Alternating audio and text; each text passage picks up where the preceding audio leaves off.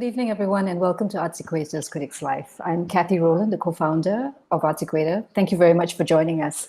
So this program this evening is part of the Asian Arts Media Roundtable at SIFA 2021, which brings together critics from Southeast Asia, from Japan, from the UK, and from the US, together to really engage with the works that are being presented here as part of SIFA, which is the Singapore International Festival of the Arts.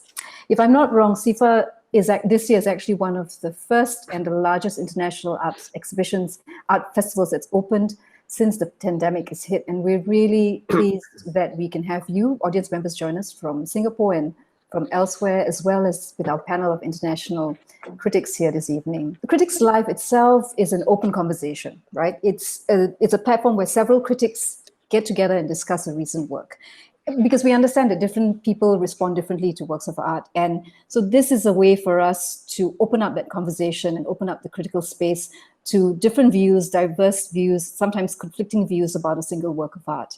And we hope that you, those who have joined us now, either on Facebook or on our Zoom platform, will also share with us your views and your questions, because we'd really love to draw you into the conversation. We're not just here to talk, but we're also here to listen. The format is very straightforward. We've got 4 critics here today, and 4 of us will share for a total of about 30 to 35 minutes.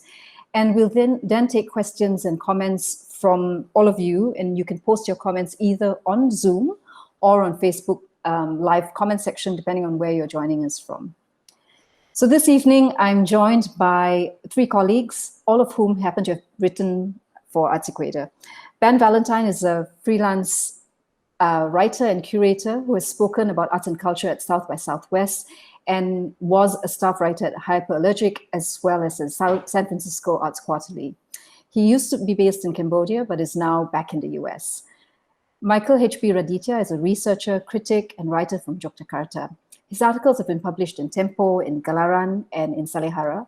He's edited over 14 books on arts and culture and is a respected academic and critic on performance in Indonesia and in Southeast Asia. Sharmilla Ganesan is a radio presenter, cultural critic, and a writer from Kuala Lumpur. At BFM 89.9, which is a business radio station, Sharmilla hosts programs on current affairs, on arts, literature, and on pop culture. Her articles have been published in The Atlantic, in the South China Morning Post, and on New Narrative as well. Sharmilla, Ben, Michael, thank you for joining us. Welcome. Thanks for having us. Thanks, Kathy. This evening, we're going to be talking about Scott Silven's The Journey, which is a narrative-driven, illusionist performance, I think is what we're calling it. The panel watched it on 2 different nights, and the work takes place on Zoom with a very small limited audience between 20 to 25 people.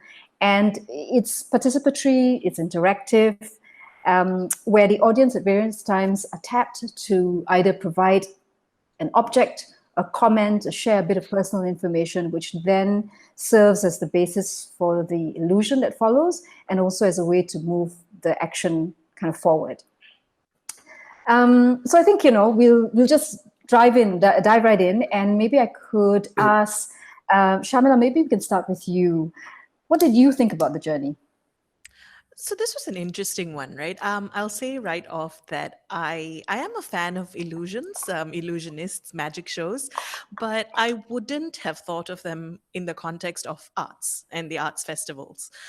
So it was interesting to see it being staged on that platform. And I think that kind of framed the way that I looked at it and the way that I thought about it. Mm-hmm. I have to say that on some levels, it worked really well. On some levels, I think it falls back into some of the limitations of what it is, an illusion show. I think I just wanted to point out the 2 things that I thought worked really well. One was this idea of holding a narrative, having a narrative kind of threading all of the illusions together. I think that gave the performance a little bit of an edge and possibly elevated it to perhaps what you could call arts or a performance that qualifies as something artistic. But more than that, I think significantly, this was a really good example of how to use the online form and the online platforms. This is a show that I feel I think it was very clearly conceived to be viewed and experienced online. I would even wager that it might not work as well in person as it does on the online medium, which was very interesting for me. As you say, it's kind of illusion, it's magic tricks, and so much of this really depends absolutely on being there in person, so that, there's no way that we can dismiss some of the acts as, camera tricks or editing or kind of clever ways using technology. But this work actually did seem to work despite the limitations, right? One of the things, Ben, you've mentioned that, he's a mentalist and is an illusionist that has already built quite a reputation, still not, the kind of mega famous levels of the people that we've mentioned, for example, David Blaine, but he's his reputation is growing, and it's very much been about live shows. But he was forced onto the online space, as we know, because of COVID. And you've got a particular response to this work and how you see it within the COVID kind of pandemic context. Can you tell us a bit more about that? Yeah, I think it's important. There's a lot of artists, especially performing artists, kind of considering right now, how do we deal with a lack of physical audience and being able to be meet in person. And there's artists all over the world struggling with this right now. And I think it's important to consider this performance in the context of the pandemic. It was kind of framed as such. How do we connect? He was saying, I'm stuck in my home here and I want to reach out with you. So we all had to bring a special audience and kind of share it with each other and try to make that connection across rooms. And he used his illusions to try to kind of reach out and touch us and build these connections. Ultimately, I felt like that was kind of hollow. It felt like the same illusions in this really intensely isolating moment and scary moment in history were kind of used as a kind of weak narrative to put his magic tricks upon, which kind of felt really kind of self-centered in a way. I was thinking about a New York Times article I read right when the pandemic was coming out that was about performing arts and does it matter? Do we need this? And it talked about in London during World War II, there was this famous performance by an orchestra that went out and risked getting bombed and just did this big performance, and everyone came out and really like risked life and limb to kind of, they needed to feel connected, and they had been so isolated and scared for so long that this performance, this orchestra really brought them together, and they all went out and enjoyed it. And that this really kind of bold, defiant, and also coming together in despite of limitations. So that's not pandemic, but I was kind of thinking about this performance in comparison to that and how it felt like my very special object was just a ruse for a sleight of hand trick.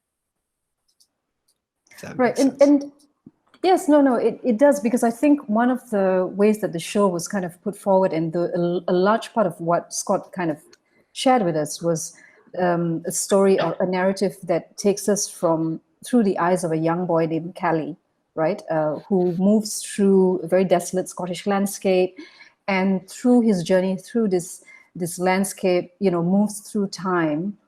And then he was building a link between this young boy's narrative, who I think the young boy is kind of an avatar for Scott. I seem to imply that it was then a connection to us spread across the world watching this show, and our relationship to time, our relationship to being separated, and our relationship to being isolated. But you're saying that with all of this set up, the weight of the reality that we're living in the moment, the work didn't match up to it. Is that what you're saying? Yeah, and I mean, I think he imposed that problem on himself. He's saying, right now we're all like isolated in our house, and how do we connect? And I want you to come to my home, and I'm going to reach out through technology, and we're going to really build this connection together. I'm like, okay, did you? And I share a really important, special thing to my heart, and it becomes this little sleight of hand trick. So I didn't feel that. If I can just quickly jump in, I wanted to Yeah. say that I think if he hadn't hammered that over our heads so many times, Right. the intimacy of what was happening, I actually felt this, because they projected all of the different audience members onto the walls behind him. We got to almost listen to and talk to people who are in all sorts of different places around the world. He didn't have to keep pointing it out. I think the pointing it out started feeling very hokey and almost cheap. If he hadn't, it would have felt more subtle and sort of like letting us feel it rather than him just going too hard on that point. Completely agree. Yeah. Michael, but you kind of felt that the narrative worked, right? You enjoyed parts of that. Okay, first I would like to start my turn with thank you and congratulate to Scott Silven on his piece, The Journey. The duration of this performance is 50 minutes. I watched his performance on May 18, I think about 10 days ago, at home, Yogyakarta, Indonesia. It means like Scott Silven in Scotland, and then you are in Singapore, Ben in America, and me in Yogyakarta, Indonesia. So thank you, SIFA and Asian Arts Media Roundtable for making this happen, man. In my opinion, the performance is very challenging, at least for a critic or writer like me, because I have to point like first the audience expectation, and the second one is my reflection. The first is because the performance made me rethink the basic of watching and the negotiation of expectation. Yes, this performance made me realize audience expectation. It reminds me about the classic etiquette, like, are we watching a performance like carrying or borrowing an empty glass to the stage? Or we always watch the performance with the full glass or half and so on? In my opinion, it's like a distinct resonance to our sublime or satisfied reason what we watch the performance. I know this performance is artistic, but it will remind, I think that the audition is important to us. Like, this is magic, and then what is performance like? Sharmilla said in the beginning. I have a little note for the performance. Like, for me, this performance has a rigid structure. Yeah, we start the performance with the story turn, and then the participation turns and back.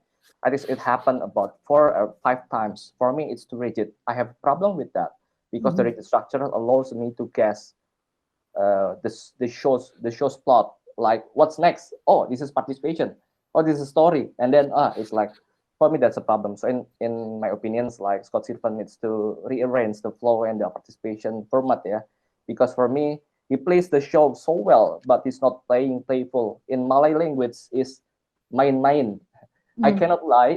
If he's success with playing with our memory, like at the moment, Ben with the ring and you with the Kathy with the earrings, and but he can do more, like playing with his magic and playing with the show itself. I think that it will be astonishing, especially when we talk about contemporary arts.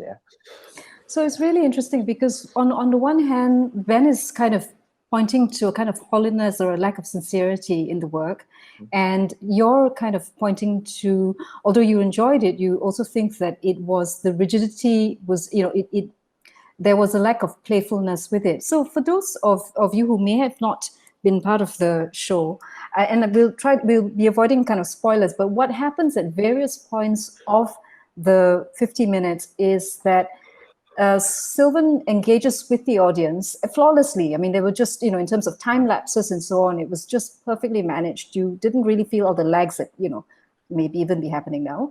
But what happens is then he invites the audience to share, let's say, an important item, which we were prepared before we went on to already prepare. So it happened that Ben shared a wedding ring that had been made by his father-in-law. And I was then called, and it happened that I had shared a pair of earrings that had belonged to my mom. And Ben, am I right that it, we both shared quite personal stories because we were invited to share personal stories, right? Right. And I don't know about you, Kathy, but if we like meet in this international space, and it's so amazing to have, like you said, Michael, this really different audience together in this kind of room, and we're about to share these really intimate items with each other, and then it's like, okay, and next, and behind door number 1 is, and it's like, oh, I should have just, shared a random thing. Like it didn't seem to really make a big difference. It just moved on so quickly. I wanted it to work, right? Yeah. And as you said, Kathy, I've put on a lot of online events. They're really hard, and he did it flawlessly. And it was a really complicated online event before even the magic. Just all these screens that were popping up and moving, and it was really well done. So I don't want to be completely negative. It was quite impressively organized. But yeah, it was Right. a lot of bells and whistles for not a lot of substance in my mind. And then that takes us kind of back to what I think, Michael, what you're saying, which is structurally, if you're speaking for myself, I mean, I went through the gamut of affects and emotions right through it. I mean, from suspicion to cynicism to, oh my God, how did he do that? To, oh my God, he's the devil.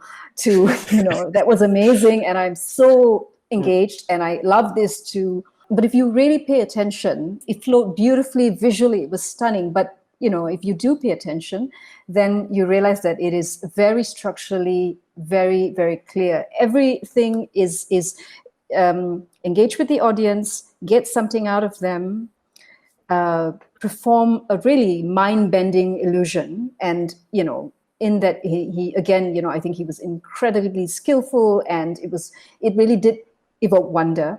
But then what happens then is there is narrative, and then we move on to the next audience engagement, followed by illusion, narrative, and so on. And that was that kind of rigid structure. So which do you feel served what, right? I mean, do you feel that the illusions served the story or the narrative served the illusions? So that's the complicated question at the heart of this, isn't it? Because at the end of the day, he's an illusionist. The show is about the illusions. I mean, I guess maybe because that's what I went in expecting. I was a lot more forgiving of that. Hey, this is what I'm doing, or look here and then look here, I've produced, because that's what a magic show is. I think when that gets complicated is again when it gets packaged as a more than that. And I'm wondering whether if I had watched this at any other platform, if I had just watched it as a magic show and not as part of SIFA, maybe I wouldn't be as questioning. I've seen a magic show that's structured around the 7 sins or biblical miracles. I didn't have a problem with it not having a philosophical undertone, right? But in this one, I did want more. And I don't know whether the wanting more is because it's been sold that way. And it's also being sold, actually, as Ben said, as a time to connect and let's try and sort of work through some of the feelings that we've been having over the last year. So maybe in that sense, it sets its own expectations a little too high and at the wrong place. Right.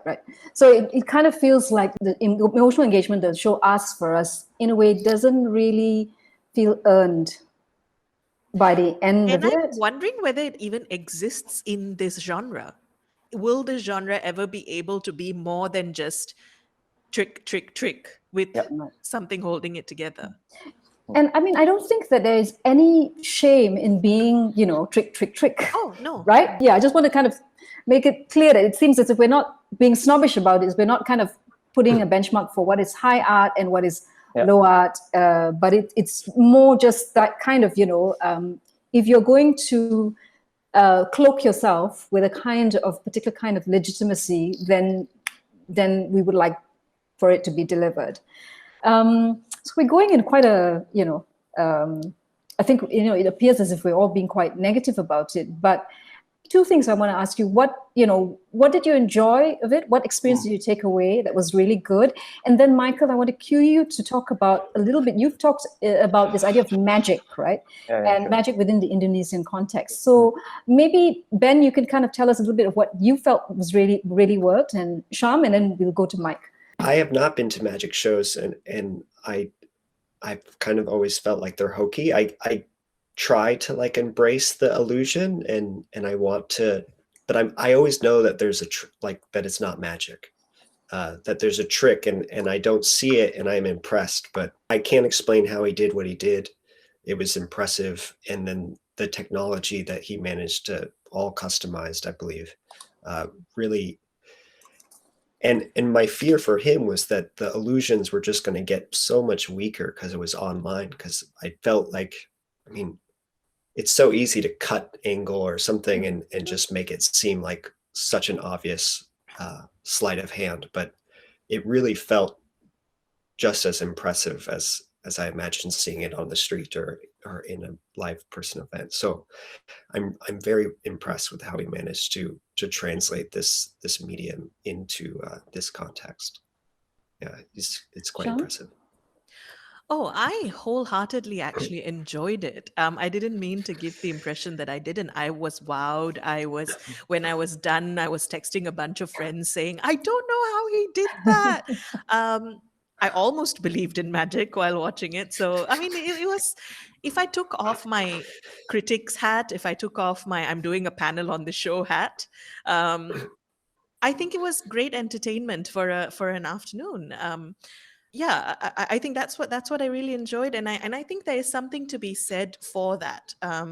At a time like this, when actually being on a video call or a Zoom call is actively a pain for me, I didn't mind this at all. That's a good point. And Michael, you said something. You were talking a little bit about the context of magic. And Yeah. I think that the magic. It means like it relates with my previous point, like audience expectation. Honestly, this was so difficult for me to watch a magic performance. For your information, I'm Indonesian, and magic or illusion show was often shown on television. The people of Indonesia have been presented with the annual magic competition on television, the Master. We call the Master. There's a regular magic show in Indonesian television, like there are many magicians here. It happened in 2009 to 2012, I guess. And then several years earlier, we had known David Copperfield. I think he is king. Yeah. So that's my trajectory to of watching a magic show. This thing has impacted me. So there are prejudices that can be imagined when watching Scott Silven performance, and I try to throw it away while watching him. But I can assure you that there is a spectacle and wow effect while watching Silven performance. Yeah, for me, he is a cool illusionist, I guess. I realized that there is a keyword of performance. I believe we know it already, because he said the keyword not only once but several times. It is connected. In the context of COVID-19, the time of the connectedness is essential, especially the live streaming context, I guess. We are far apart, but he tries to connect us with the materials or objects that are close or around us, like sleepers. I believe the audience that has their experience with objects, I guess. Yeah. And with the magical powers, he did it with an audience participation format. It reminds me of his statement: "This is not coincidence, but the beginning of our journey." I wrote it. For me, the statement is remarkable, and the narrative point, this is so strong, and I enjoy with how Silvens manage the space of technology, because we can see that from the pre-show video, there is a specific website that attracted us. Like the website, there's a video and then there's audio, something like that. And when we talk about this performance, I think they also manage a space of imagination with the immersive art. I think that he used the immersive art effectively, because there's just only little room there. I think that, and he can make the closed space into the open space for the imagination. Yeah, like that. Yeah. I think that, and visually he did that, through maybe technology that might have been quite simple, but that was quite beautiful. Ben, you've mentioned that some of the techniques and some of the forms that he used, are not new. I mean, these are old forms, that they're old practices that have been present in new media arts for a long time. Can you maybe kind of talk a little bit more about the history of that, and maybe tell us a little bit how you felt, whether he used this in ways that were innovative and were fit to purpose, or it was, kind of really in the end didn't work? Yeah, because it was considered or positioned in an art context, then I think that only worked to his disadvantage. Like Sharmilla said, that maybe if he just embraced spectacle, that I would have liked it just more. And But because it's in an art context and I'm an art critic, I always think about things in art history. And so, yeah, I mean, it was a networked media performance. And so he connected a group of people from various locations into a room and shared this performance. And as I said, he did it really effectively. He used the technology really flawlessly. There's a lot of pandemic performances right now that are pretty low budget artists in living rooms. And there's some sincerity to that, right? It's like we're all going through that. So I think that has value. But one thing he reminded me of is, in a way, was Wafal Bilal, who's an Iraqi American artist. And in 2010, he did this performance, Domestic Tension. So the American wars around the world were raging, and he's Iraqi. And he gets in a gallery and puts up live streams himself in the gallery for, I think, 30 days. And he's living in this gallery. And there's a paintball gun. And people can get on this kind of chat room and move the paintball gun and shoot him. And it's talking about media and portrayals of Iraqis and like distancing and othering of Iraqis in the media. And thousands of people got on and shot him.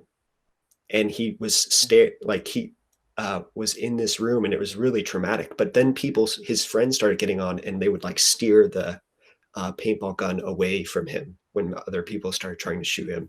So it became this really problematic, but very intimate and personal connection, and really devastating commentary about American media and kind of colonialism. Since the dawn of the internet, we've been trying to find ways to connect, and artists have always been there, pushing that medium further out. So yeah, that's one performance that came to mind, because it was in this room and people were all connected in a very intimate and problematic way. And that would have happened within the context of the emergence of early years of drone warfare, wouldn't it? I mean, not super early. Yeah. There's a distance to the killing, right? That it's not a up close and personal kind of killing. Right. And he wanted to put that right in front of you and kind of localize that into his body. And I think also comes back to this thing that we're talking about where, what Sham, referred to as the philosophical intention of the art, that seemed to be missing. But it's not something that we would have expected it to have, right? But it seemed to kind of want to assume that it did. And that was one of the issues. But Sham, you found that the technology kind of worked. You liked aspects of it because you felt that, it allowed you to move into the work in a way that you don't normally want to. Yes. So I'm not a huge fan of being called on to participate in live magic shows. I make it sound like I attend them every week, but on the occasion that I have, I don't necessarily like being called on to go on stage to be part of the act. And I think within the context of this show, having it done in this way, where you're just a face on a video call with many other faces on a video call, sort of makes it a little bit easy and a lot more enjoyable. I actually did get that sense of that thing that all of these performances aim to do, which is to make you feel like you're somehow part of a space, which is very difficult to do on a digital performance. This actually did manage to do it. I don't know whether it had to do with his set as well, which was very deceptively simple. It's beautiful. And then all the projections that he works with, and the fact that we are physically, quote unquote, situated in that space. I think that helps. He kind of introduces the room by the camera panning, and you kind of see the audience. All of these things I think work quite well. The technology works in creating a sense of space. And it did also get me thinking on that line of what Ben was talking about. TV magic events used to be a huge thing. I'm thinking about David Copperfield making the Statue of Liberty disappear, or David Blaine and the suspended over the river Thames or whatever. I feel like this is actually just picking up that thread and taking it a step further, in the sense that this idea of illusions being done on a screen, sure, we all wonder, we all think, there must be 200 people we don't see just beyond the frame making things happen. But then we're also fully willing to suspend disbelief and kind of believe that may not be the case. And so in some sense, Ben's right that this isn't necessarily new, either from a new media perspective, Mhm. or even actually from a televised magic show perspective. But it sort of quite cleverly plays in a space that's interesting for me, in terms of bringing the audience into the whole thing. You're right, because we've all been watching a lot of online shows, but that was one where, what you miss, of course, it's when for example, if you're in a space, in a theater around, then, you're not just watching the action on stage, but you're also watching your fellow audience reactions to you. And there was this beautiful moment when, all of we could see each other several times, and there was the transparency of it made it actually even more beautiful for me, because there was a kind of insubstantiality to it that reflected the way that we were experiencing it as well. So we've got a couple of interesting comments from members of the audience, and one, for example, is from Katrina, who is a critic who's part of who's written for ArtsEquator many times, and she was on the night that on the 18th of May, which is when Ben and Michael and myself were on. And it was true that on that particular night, she says that on the one point our special objects were used, on the point about our special objects being used and whether it was used in a superficial way, it might also be dependent on how familiar the audience is with each other. The night that we watched, the majority of the people were familiar. And so we were kind of looking forward, I think, to each other's stories, contributions, and to some extent, the connections might not have been manufactured by the performance itself. I think that is a point, because actually, in my case, for example, everyone that was called on the night that I watched with Ben and Michael, I actually knew. So that was perhaps a slightly different experience from, let's say, the average audience. It just happened that there were writers who had written for ArtsEquator, or people within the Singapore art scene that we knew. So obviously, for Katrina, she felt that there was a connection, and that there was. I hope, Katrina, I'm not misunderstanding your comment, but you seem to say that there was a connection, but that connection came really by happenstance, because there were people that knew each other as well. Coming back to your point, Sharmilla, about and Ben as well, and to some extent also Michael, that some of the things that we're talking about, this is a magic show, it's illusion, that it's televised or it's mediated in some way, whether on TV. Asia's Got Talent, I think they had a number of Indonesian illusionists. In fact, the winner was a young Indonesian fabulous illusionist. Ooh, right.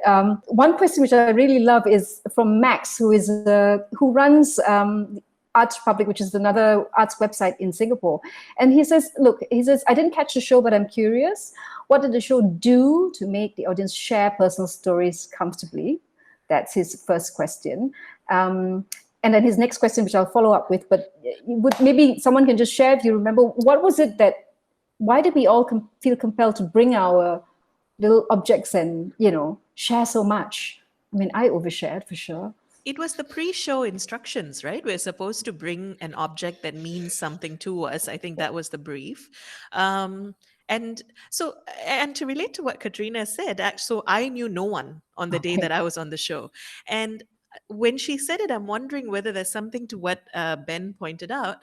I think because I didn't know anyone, and it just so happened that on the day that I was there, nobody actually shared anything too personal. It was sort of, maybe it was meaningful to them, but it was essentially, this is a pillow that I hug when I'm feeling sad, or this is a ring that and I'm sure the ring had meaning to them, but I also didn't really feel like, they had shared this anecdote that was super heavy and deep, and then all he did was do a magic trick.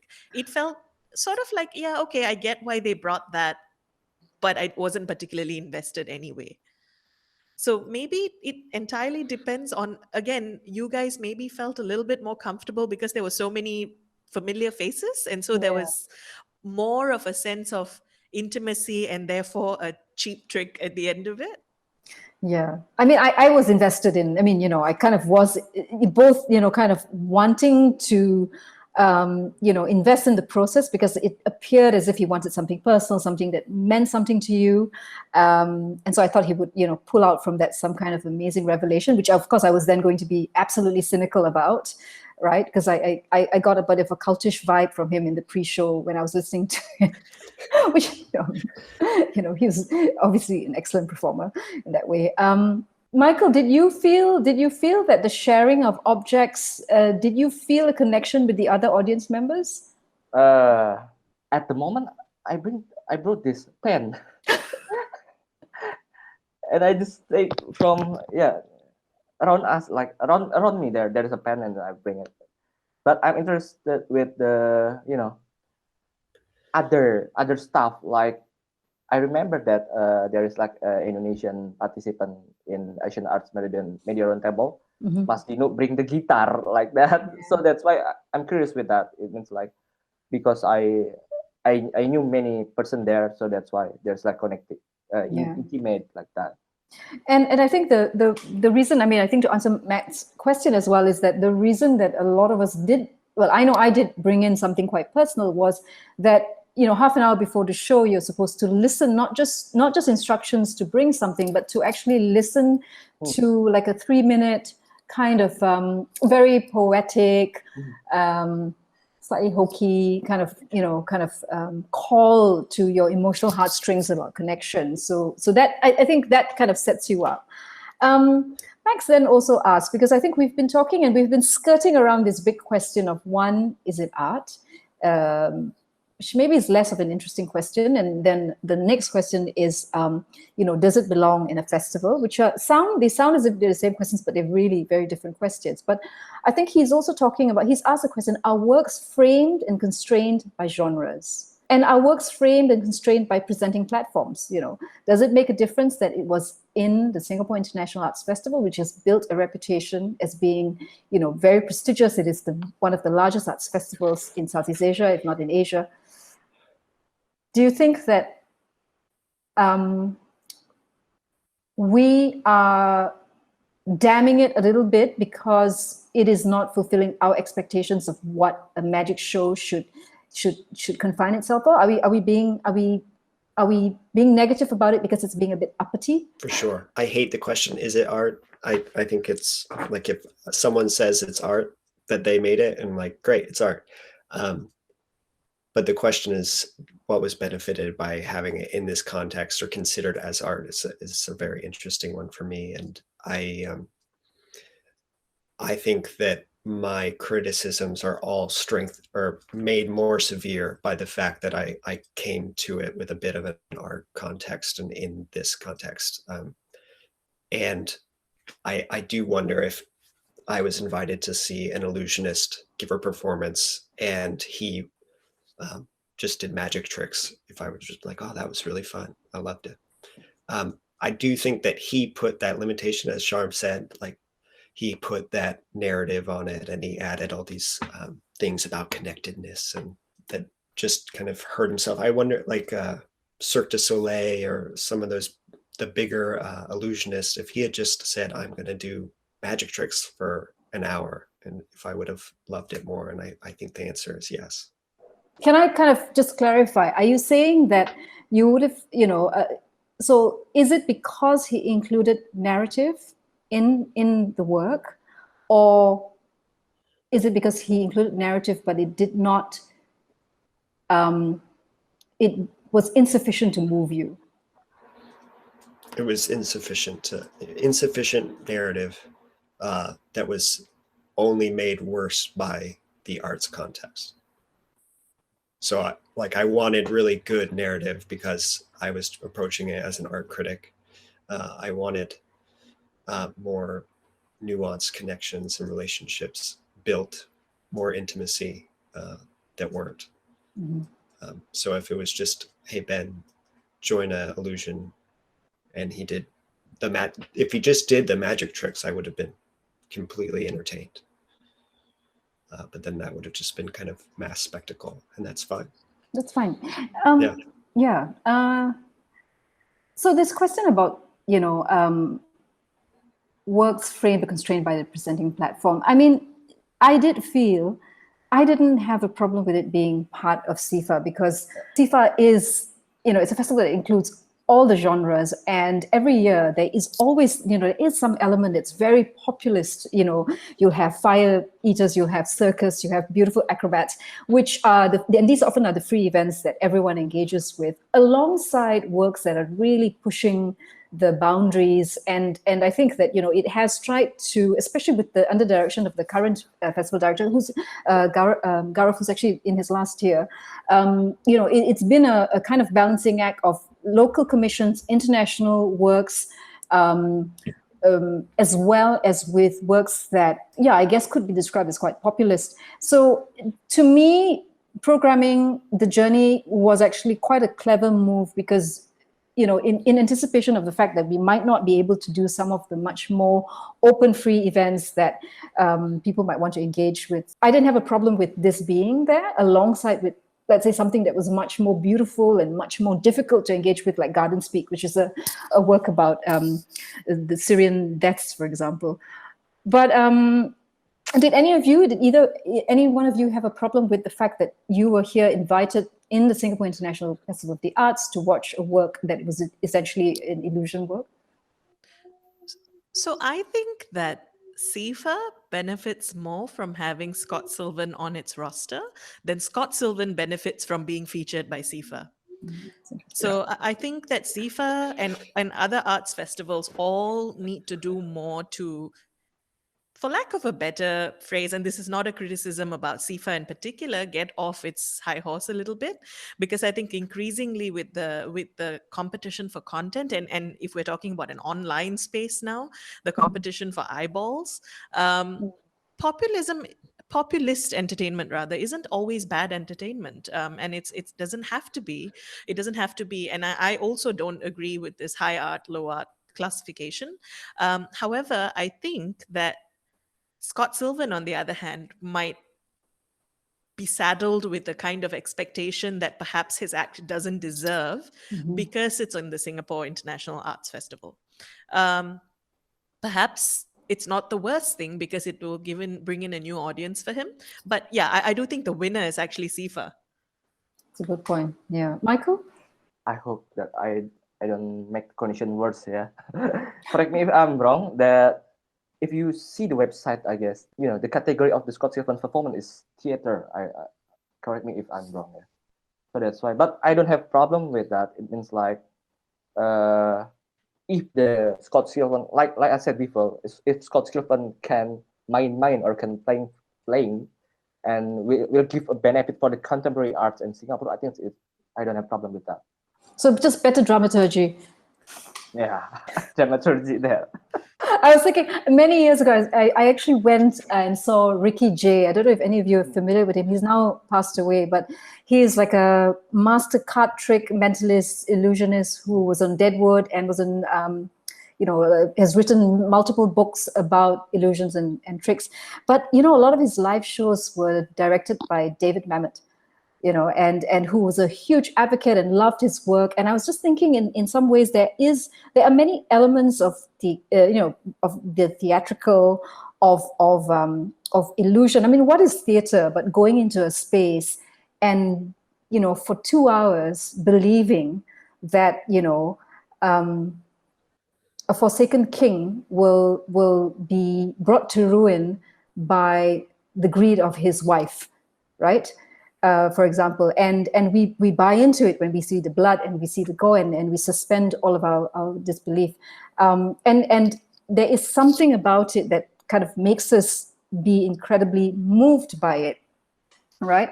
So I think that what one of the things that, Sham, what you're saying is that it's almost like the disadvantage really was in Scott's, it was his disadvantage in a way to be where he was.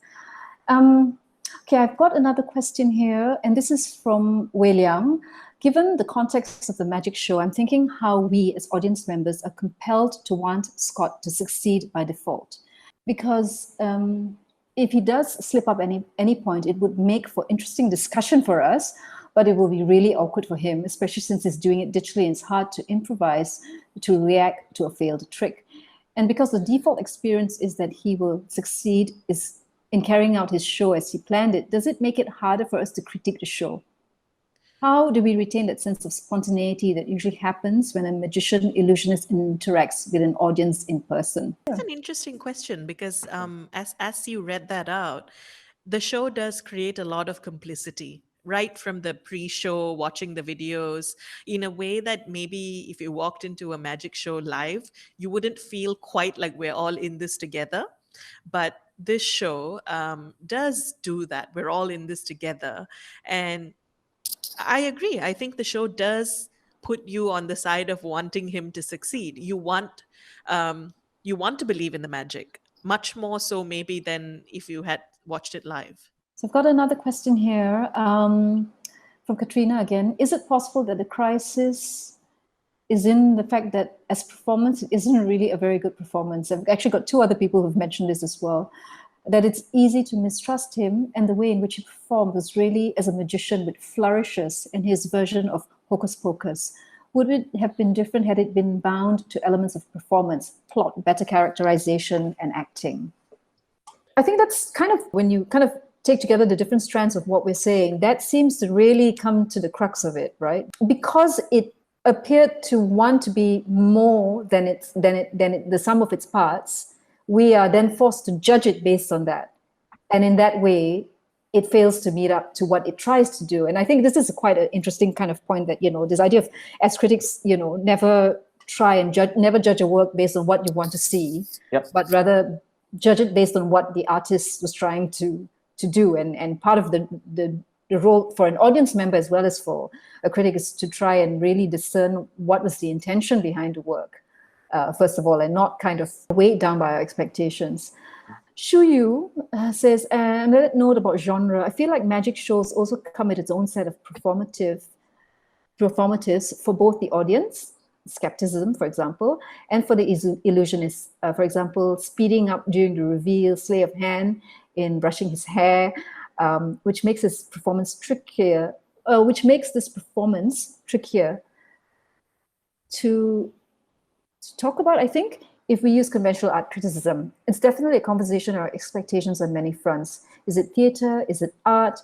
So what if it's if it is magic that borrows a narrative, what was the audience expecting and what is the audience instinctive response to magic, for example? So this idea of like what we bring to it, right? The skepticism, but did we bring only our skepticism of that this is going to be, this is going to be an illusionist, and my role as a sophisticated audience member is to try and understand how was the sausage made, right? How did he perform his tricks?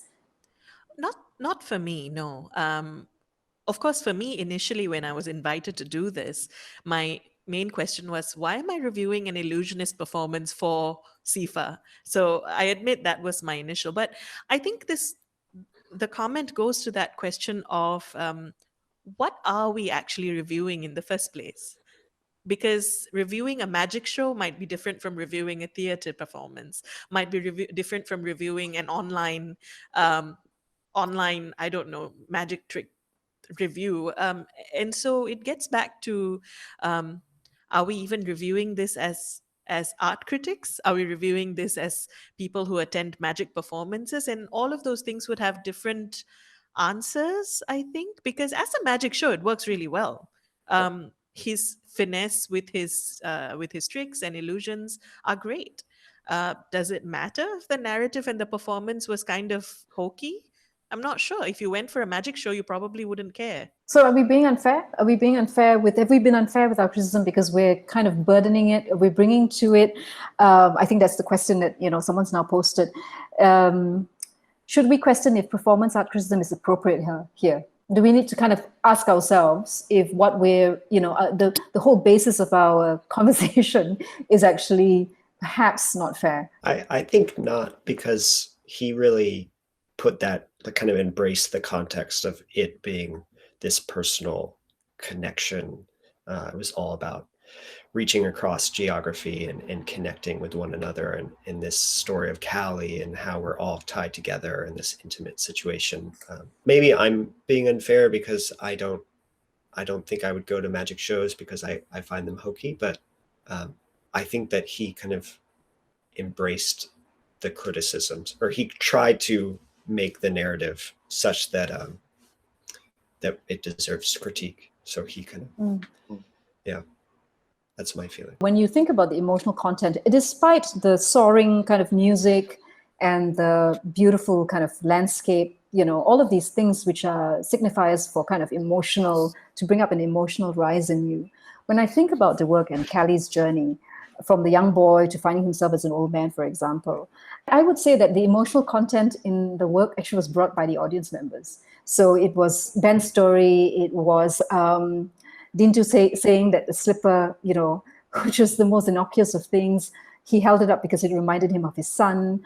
I think some of the audience members were very clear, but when they were asked to mention dates or numbers, the numbers and the dates that they mentioned were attached to life-changing moments, right? And so thinking that, you know, a lot of the items, our relationships to the items, the numbers that he used brought actually, I mean, so in terms of being a participatory work, you know, check, it worked because we brought the emotional content to it. But then in comparison, some of the narrative then could be seen as being quite vacuous. Surely he would know that, though. I mean, knowing that he's asking people to bring items of personal value or moments of personal value, surely that takes some amount of planning and skill as well to know that you're relying on your audience for your emotional content. But his narrative itself in many parts for me was very Instagram emotional babble type stuff. I mean, it's fine, but a little cringy at parts. But yeah, I think that perhaps knowing that you are able to create these feelings in the audience is also a skill that a performer needs to have. Right. But if you call out these emotions, do you then have a responsibility of care to the audience? Yeah, you do. And if you have to state it, then like you show, don't tell. And he kept telling us how we were supposed to feel. And yeah, Instagrammable moments are very obvious emotions that were just tools to jump trick to trick, made them all the more hollow. I think of this early another networked artwork by Aaron Koblin. It's called The Wilderness Downtown. I think it was in 2010 or so. This was right when Google Maps came out. You just typed in your home address and there was no context. Join this piece, type in the address where you grew up and press play. And it becomes this big performance, and there's multiple screens popping up, and it's really chaotic and amazing. And then suddenly it ends with this person running down the street that you grew up on. And this was right when Google Maps started. So like just blew my mind. And it felt like magic. It felt, because I had never seen Google Street View in my life. And this was kind of my introduction to it. That showed, it didn't tell me how I was supposed to feel. And that really used the technology, just cutting edge technology, in a way that felt magic. Comparing to this piece that was like, I'm going to connect with you and we're going to build a relationship. Also time.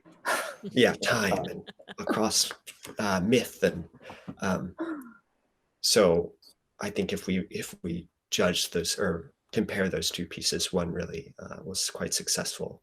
And I think of that famous quote, any sufficiently advanced technology is indistinguishable from magic.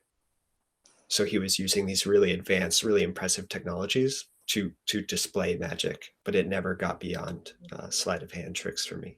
Actually, we've got a comment from Superior, which actually talks about, so he says, what struck me was that Scott was able to flawlessly perform his tricks because of his efficient stage crew, from lighting to sound to even possibly quickly creating the props based on the audience response. They possibly were the reason the journey appeared real. I think I read that some of his stage crew worked on things like, if I'm not wrong, The Lion King. I mean, he had really a top-notch stage crew. But then I think that's that it would be said about any big production, right? That, you know, the magic that we see on stage happens, you know, with a lot of unseen hands, unseen expertise, unseen technology, and unseen labor.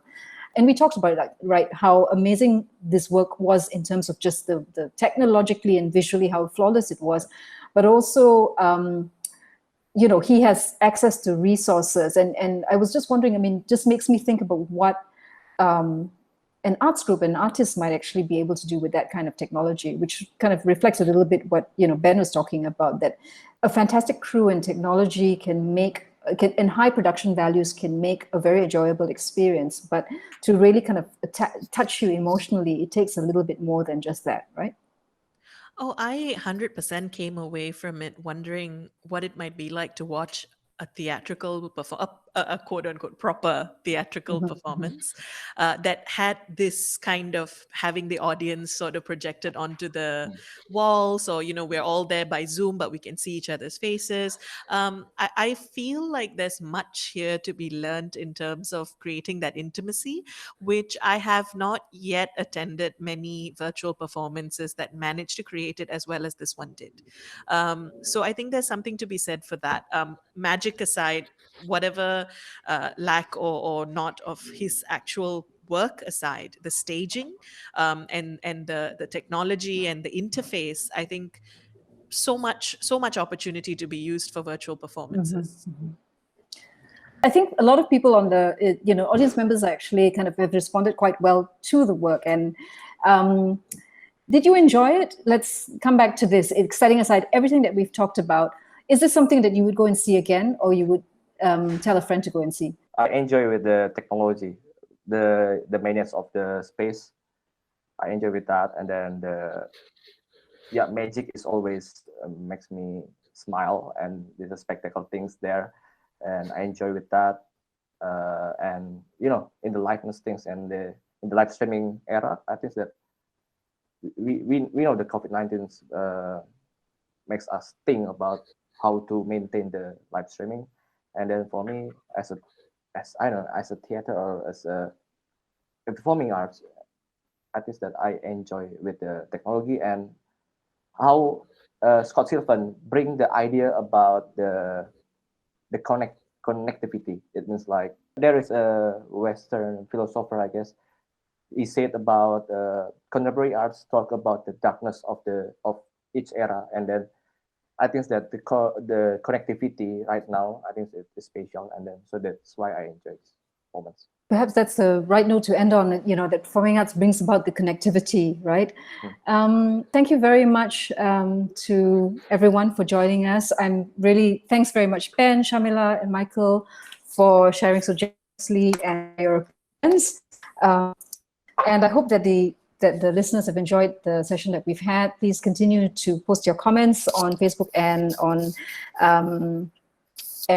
Zoom as well. I just have some small announcements to make. Thank you, first of all, very much for joining us. We really hope that you'll continue to follow the Singapore International Festival of the Arts. They will begin their video on demand streaming from the 5th of June, and it's been extended to go on to the 20th of June. There's some really fantastic performances and performances that are divisive, which is what every good artwork should do. It should evoke strong emotions, and it, you know, should engage people into conversations. We would also like to thank ArtsEquator. Would also like to thank the Arts House and the SIFA, Singapore International Arts Festival team for inviting us to be part of the program through the Asian Arts Media Roundtable, and for putting together a festival that has really been able to bring for Singapore audiences a rare opportunity to go into live theatre and see amazing international work. And for international audiences, once the video on demand streaming begins, a chance to actually take part and to enjoy a little bit of what we're at the moment, the rare privilege of actually seeing works at the moment. We've got 3 more Critics Live sessions that are going on. One Critics Live session on the work by Necessary Stage called The Year of No Return. We've got another one, which is a collaboration between City Company and 9 Years Theatre, production of Three Sisters. And finally, Oiwa, which is a Japanese production. We'll have Critics Lives in 3 of these productions. You can check our Facebook page for information of when the streaming of our Critics Live will be held. And with that, I'd like to thank you. Thanks very much, Ben, for joining us. It's early in the morning where you are, so we appreciate that you woke up early to join us. Thanks, Sharmilla, for being with us despite the home emergencies. And thank you, Michael. Sure. It's a pleasure to have all 3 of you. I'd like to also thank KK Nizam, who's the tech manager, and Denise and Nabila, who've been behind the scenes feeding us questions. Thank you very much, everyone, and have a great evening.